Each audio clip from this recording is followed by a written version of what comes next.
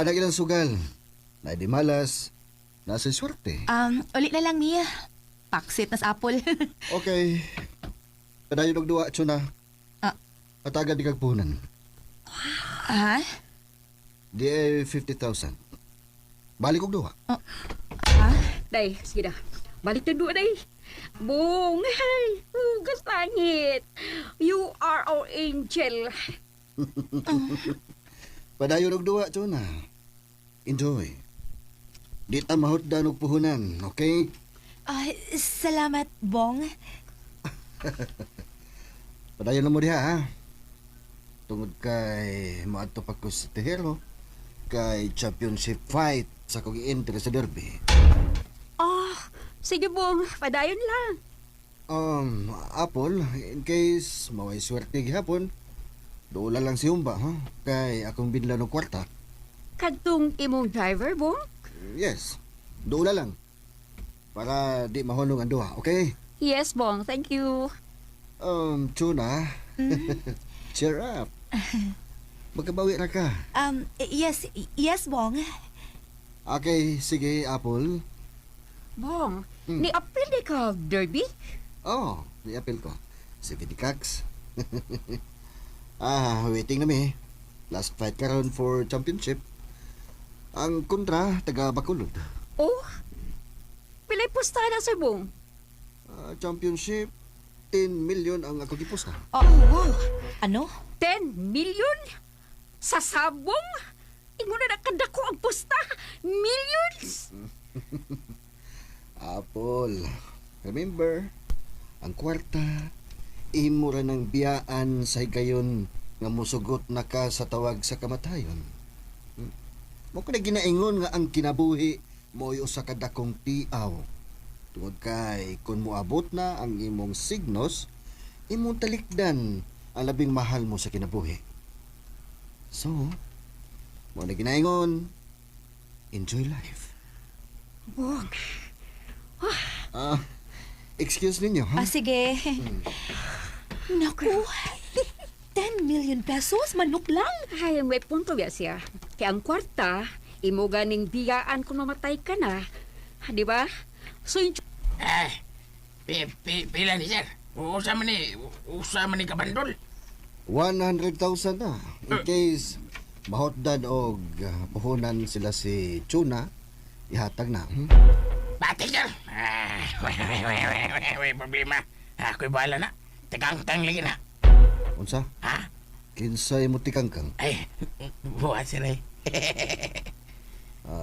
Buang. Kasabot ko ba? Tahimik ka lang. Sir, oo sir.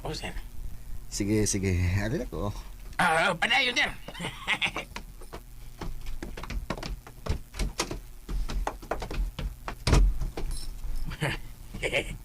Iba ang may pera. Para Sir Bong, 100,000. Yan o manghihatag presugal. Ha! Ubong pantil babae yan eh.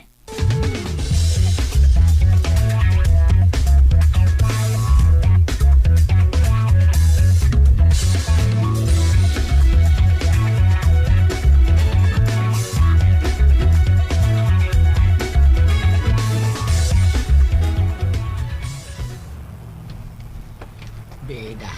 Pagka-proud unya ni mo ba, no? Kung mo graduar na imong anak. Kinawa na ba yung sa sa kong pangandoy? Makakaduar lang nga akong anak. Lipay na kayo ko na ba? Mao gyud ang angkit sa di malipay ana nga ikaw mang reflex lang niya nakabahuman kag pa-eskwela sa mong anak. Noon, butan sa nang na akong anak ba si Atina. Seryoso sa pag-eskwela. Natural, mao gyud na inahitabo sa bata ba nga saktos disiplina sa ginikanan ba. Di kay disiplina lang. Laki pagyud ang pagmonitor sa bata. Para na ko anak ginabay. Masang dako na pero atod ko hagya po na ako. Hindi kagabi, di gyud ko matuog kon wa sa bayan nga akong anak. Sakto ginang imo bay. Di parehasan ng ubang ginikanan. Nga ilang anak, bisang minor de edad pa. Pasagdal na mo tiktok tuban ng kabira niya bubukay short sa ay pagpantira. Pasagdal na ginikanan suroy-suroy bisang gabi nako. Alas 12 gabi na pa. Kuyog sa mga dabarkads. Ka na, sakto gyud ka bay. Masa ka ko makakita mo ko anak? Oh, Tanaw ka nang mag-what?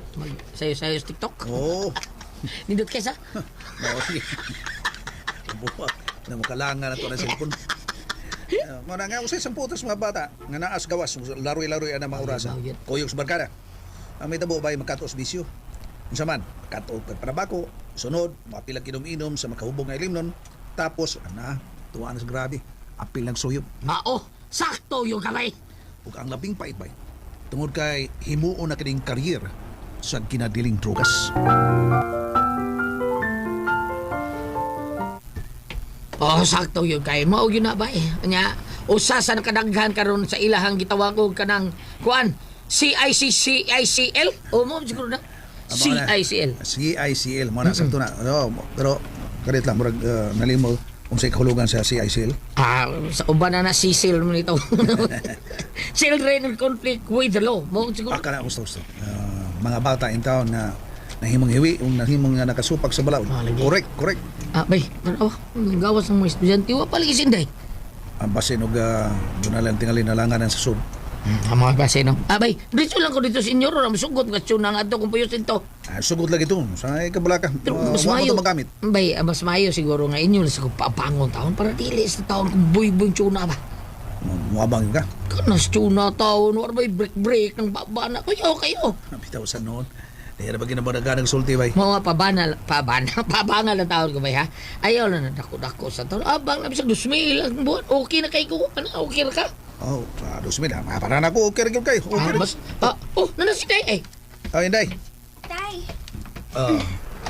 Ay, sorry tay, oy. Nalangan ko kadiyot. Gipatabang pamawag ko sa mong teacher. Hi, Inday. Okay na. Hello, Noy Butong. Hello, Inday Tenten. Kuyog lagi kang tatay. Kuyo ko, Inday din na. Kuanday, sinoy butong nimo, ando na nakupapuyon dito sa ato. Oh, mao ba tay? Maayo hinuon. Nya day, okay ra mo, okay ra ka, sugot ka. Ay, okay kaayo Noy Butong, oy. Para sa malingaw ni tatay dito ba? Kay nag-abot na mo sa bahay na. Wa, permis nanay, oy. Kinis tatay, maghinuktok lang itahon. Humanog hikay sa mong panihapon. Okay. Sige, ando na ta. Magkataon na tang jeep, okay? Sorry. Bunot. 7 pairs. Sorry, guys. Ay, basbaos lang. Alay! Sorry!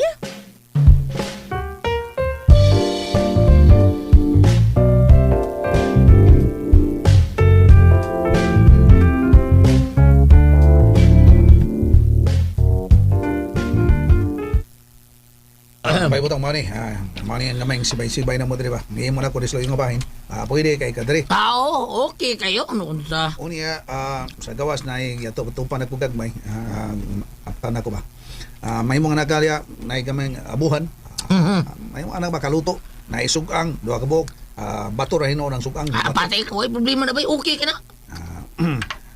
Pwede ka, dili ka na maghikay para sa atong para panihapon. Okay. Tumangan ka.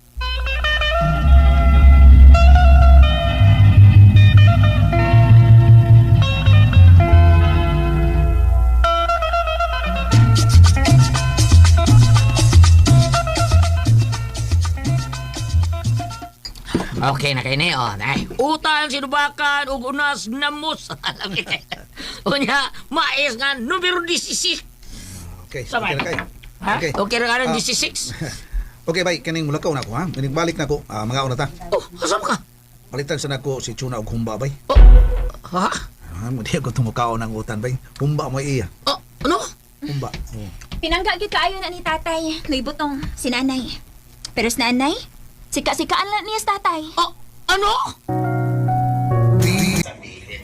Ayan guys, hantungkan din nyo no, ang part 7 sa idol ko si Tatay. Og daghang salamat no sa mga nagsubaybay ani nga drama guys.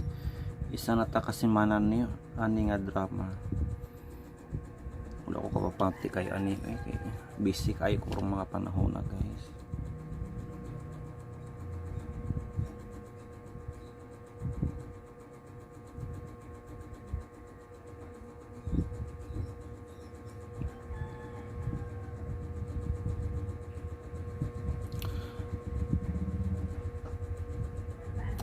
Og Nag-skip ako guys sa akong kuwang nung nga mga requirements para sa pag-ibig number guys. Kuan pa man dai siya no, kuwaon magpa-register pa man dai ka online o adresor ka mo adto sa opisina.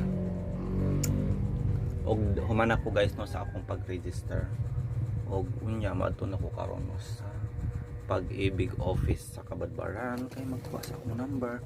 Muna lang ni akong pinakakulang guys no, og napaday kuan picture nga professional attire sa to og index card sa man islam sabot na ning mga daan ba sa requirements guys no, gasto kayo mga apply trabaho, but we have no choice kay kita man ang nagkinahanglan og trabaho nung unang sikasuhon yun.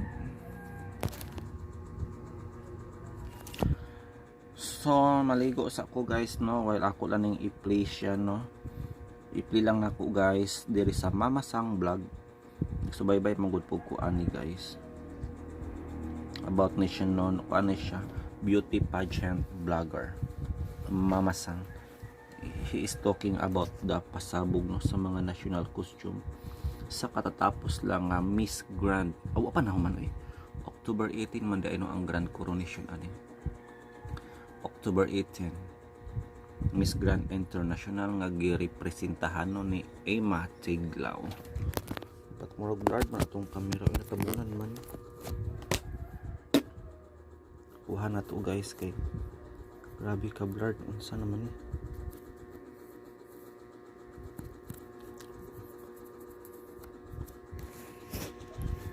Ang back na limugan na bayaan ni guys niya. Di pa matiman na. Sao na lang. Ang front grabe ka blurred guys. Ano?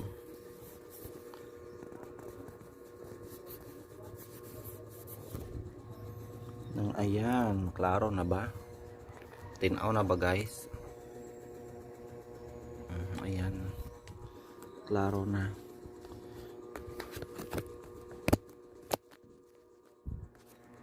So ako lang yung pasagdaan nga nag-record guys no para sa vlog.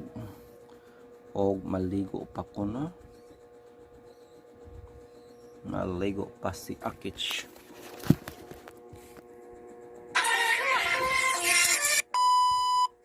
Hello beautiful people! Welcome back to my channel. This is your Mama Sam. Hola mga amigo, amiga, kumare at kumpare. Kamusta kayong lahat? Sana lahat po kayo ay okay at safe ngayong araw na ito. At syempre kung ako naman ang tatanungin nyo, nakikita naman ninyo ang beauty ng Mama Sam ninyo, fresh overload pa rin. Diba? Ganyan talaga kapag umiinom ka ng maraming vitamin C plus kumakain ka ng maraming banana. Dahil sa banana, mas nakakaloka ang ganda ng Mama Sam ninyo. Charot! So, kamusta naman kayong lahat? Sana lahat kayo ay okay na okay ngayong araw ng Tuesday. So, happy Tuesday sa atin lahat ng bonggang-bongga. At kagabi nga, my gosh, naganap nga ang National Costume Competition ng Miss Grand International 2025. Yes, I'm happy dahil maganda ang mga nakita ko. Grabe, bongga talaga ang performance ng mga girls at lahat sila ay talagang eksena kung eksena. But sino ba ang nag-top? Ayan ang pag-uusapan natin very soon. So, yan. And then, of course, syempre masaya din ako niya na mabigyan ng magandang posisyon at saka manalo ng corona kasi sa ipinakita naman niyang performance. But naiintindihan ko din, marami ang naglalaban. Hindi lang naman kasi siya talaga yung nakikita ko nag-execute, hindi lang siya yung nakikita ko na lumalaban. Marami din talaga. Kaya medyo hindi pa natin makumpirma yan. So, abangan natin yung prelim bukas and then doon magkakaalaman, di ba? Kasi dito kasi ibibigay na ng mga girls yung laban nila dyan eh. Imposible yung mag-hold back pa sila eh. Alam naman nila na dyan nakukunin talaga yung mga posisyon, di ba? So, dapat talaga go, go, go, go na. Kaya para sa akin kay Emma, so keep praying for her and then, ayun. So, supportahan lang natin. At magtiwala sa proseso. Kasi ako naman, kay Emma naman, nakikita ko naman talaga na umaarangkada at lumalaban at may laban, di ba? So yun, so wala tayong dapat ikabahala as long na destiny niya to, mangyayari ang dapat mangyari. And then, mula kay Madam Teresa, a back-to-back win is possible. Sabi ni Mami Teresa, oo naman, possible naman to sa lahat ng pageant. Hindi lang naman dito sa Miss Grand. Pero kasi siguro, syempre, nakikita din nila kung ano ang merong posisyon na ipinapakita ang ating Reyna na si Emma Tiglao, kung ano yung mga day-by-day na activity, di ba, na pinapakitang galawan ni Emma. So, ibig sabihin, doon sa part na yan, ay nakikitaan nila ng potential na maging winner din talaga si Emma. So, abangan natin yan. Ako, naniniwala ako, talaga now, nasa top 5 position ang Emma Tiglao. So, yan. And then, tignan na lang natin kung magtuloy-tuloy siya hanggang sa dulo ng laban, di ba? So, lahat naman yan pwede naman mangyari talaga. So, ganon. And then, top 5 sa Grand Talent yesterday. So, ayan na, pinangalanan na si Ghana, si Japan, si Zambia, Panama, at Kyrgyzstan. So, ano ba? So, anong masasabi mo dito, Mama Sam? Well, ang masasabi ko, sila talaga yung nag-penetrate sa ano. So, parang feeling ko si Ghana kasi ang ganda talaga ng boses, eh, no? So, sila yung nagpakitang gilas dyan. Di sila ang winner, di ba? So, congratulations sa mga bansang to. Deserve nila yan. Deserve naman kasi talaga kasi nakita naman natin na talagang humahataw naman talaga. Lalo na si Japan, natutuwa ako. Layo-layo na nararating ni Japan. And then, sana lahat sila makarating sa top 5, di ba? So, lahat sila makarating sa top 5. Hindi, I mean, lahat sila ay sana makapasok sa semifinals. Natuwa ako kay Panama. So, nabigyan din ng spotlight yung kanyang posisyon as a top 5. And then, of course, happy din ako kay Japan kasi talaga napakabait ng batang to at consistent talaga din yung pinapakitang energy, galing. Kaya sabi ko, wow, congratulations. So, kay Ghana din lalo na kasi si Ghana, alam naman natin na palaban, di ba? So, yun. So, good luck. And then, of course, para naman sa sumunod na chika, popular vote. Please vote for the Philippines. Kasi ngayon ay nasa number 9 spot uli si Philippines. Mahirap tong popular vote kasi syempre, may bayad. Oo. Pero kung walang bayad, talaga nakikita ko naman, grabe naman yung suporta ng mga Pilipino. Pero kasi may bayad kasi siya, kaya medyo mahirap talaga umangat dito. Pero sana, support lang sa mga kayang tumulong, sa mga kayang mag-support. Punta po kayo sa Miss Grand Facebook page at doon po kayo bumoto. Pero eto lang guys, paalala ko ha, uulitin ko. Wala pong pinapangako na kung sino ang magna-number 1 dyan, ay ayun na ang winner. Ang pagkakaintindi ko sa announcement nila kung sino ang magpe-penetrate na number 1 dyan sa popular vote ay siya ang makaka-enter sa top 10 ng Miss Grand at magkakaroon nga ng spot na doon bilang top 10. No? Diba? Alam naman natin pag naka-top 10 ka, may corona na yan. So, congratulations. Diba? Kung sino yung mananalo dyan. So, ako para sa akin, okay na okay yan. And then, ayun, laban lang. So, yun. So, good luck. At piling ko naman sa Emma naman, kahit hindi naman natin talaga iboto dyan, papasok at papasok. Pero kasi, para mas secure natin yung spot, kung kaya niyong tumulong, tumulong kayo. So, yun. Kung medyo parang feeling ninyo, nag-aalinlangan kayo, tingin ba ninyo kaali-alinlangan ba yung performance ni Philippines? I think no, ha? I think talagang sure ako nasa kaya niya tumutong sa top 10 at kaya niya tumutong sa top 5. So, yun yung nasisiguro ko sa nakikita kong performance. Hindi ko pa masabi na winner, pero nandoon ako sa part na maganda naman yung pinapakita ni Philippines at consistent naman siya. So, matik yan. Papasok yan sa top 20, papasok yan sa top 10, papasok yan sa top 5. Ganon. So, malaman natin bukas, di ba? Kung ano. And then, para sa sumunod natin, chika, anong masasabi mo? Pinaka-the best, 2024 national costume or 2025 national costume? So, yung kulay magkaiba, parehas lang din naman ng atake ng pagka-disenyo, di ba? Kung iisipin mo. Pero yung kulay green kasi anahaw. Tapos, eto naman ay Maria. Tama ba? Maraya. Oo. So ako, para sa akin, kung pag-uusapan yung, kumbaga, parang mas no. Oho. Ako, I go for CJ Opiasa kasi di ba anahaw is pambansang dahon natin. So, parang hindi lang siya sa isang lugar, kundi sa buong Pilipinas. Oo. So, yun ang advantage ni, na parang pag piniresign na, ay wow, ang galing. Kasi di ba parang makaka-relate ka kagad. So dito naman kay Emma Tiglao, so sobrang nagulat din ako yesterday doon sa nakita kong national costume at hindi ko siya know.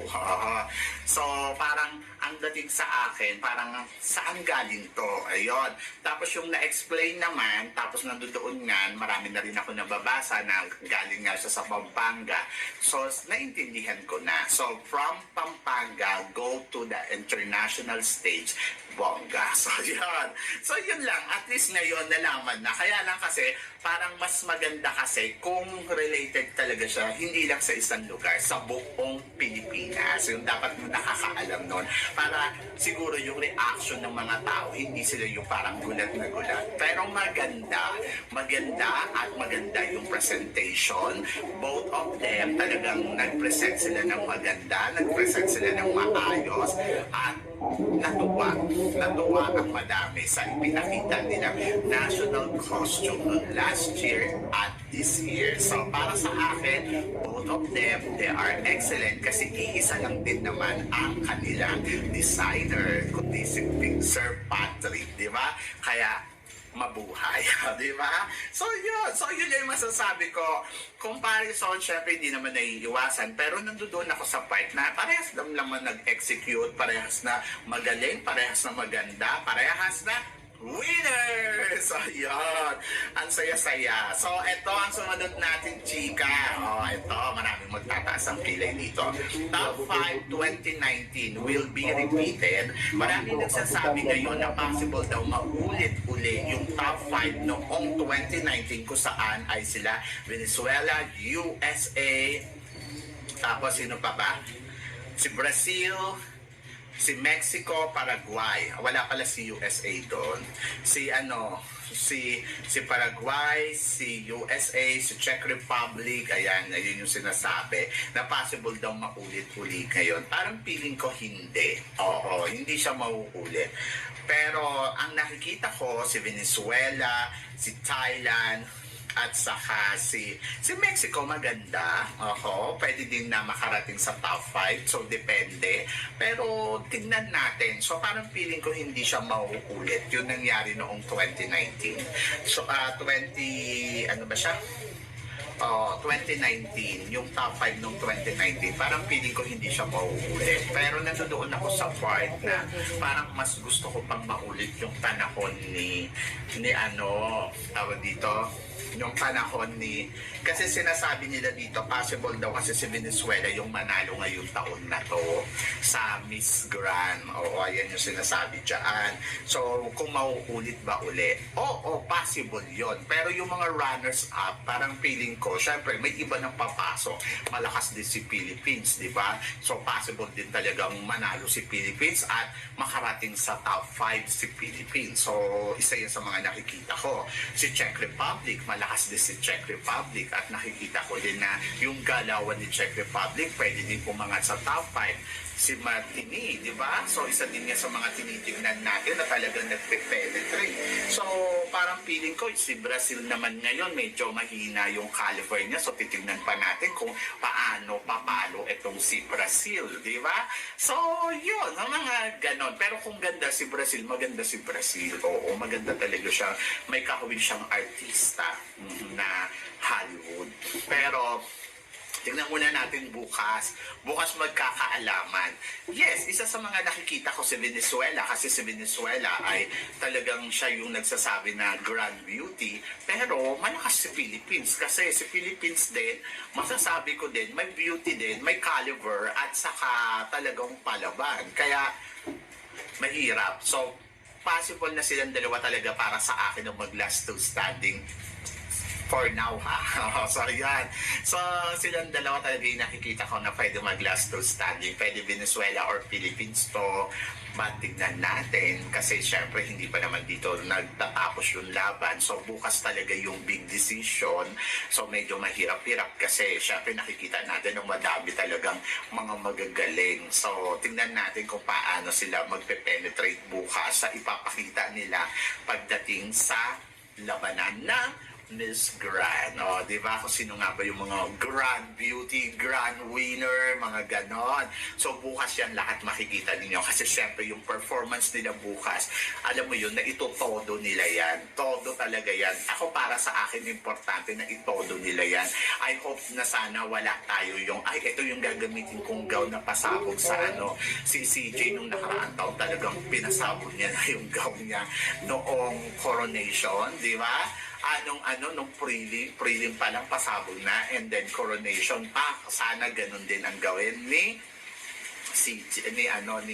Emma, na pasabog na kagad sa prelim pa lang. Wag nang yung no wet to pick, wala nang ganon. Go na bukas. Ganon. So, I'm so excited. Kayo ba? Excited ba kayo? So, please comment below para at least malaman ko naman kung ano naman ang chika mo dito sa mga pinag-uusapan natin ngayon. So, syempre maraming salamat sa inyong lahat sa suporta at pagmamahal na binibigay ninyo syempre dito sa channel ko. At sa mga hindi pa nakaka-subscribe, please don't forget to click like and subscribe my channel at i-click nyo na rin po ang notification bell to more updated syempre sa aking mga chika. Sabi ng ganon, always keep smiling and laban lang. So guys, hanggang dito na lang. Hanggang sa muli nating chikahan. See you tomorrow. Thank you guys.